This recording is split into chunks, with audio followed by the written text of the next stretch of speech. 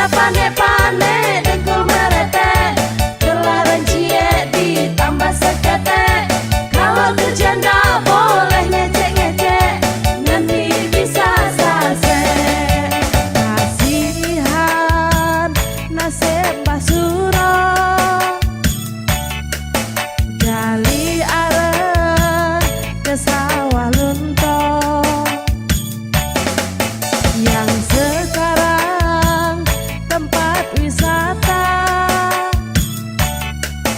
Anak cucunya entah kemana. Kerja pandai-pandai dengkul merete, gelaran cie ditambah sekete. Kalau kerja ndak boleh ngecek-ngecek, nanti bisa sase. Kerja pandai-pandai dengkul merete, gelaran cie ditambah sekete. Kalau kerja ndak boleh ngecek-ngecek, nanti bisa sase.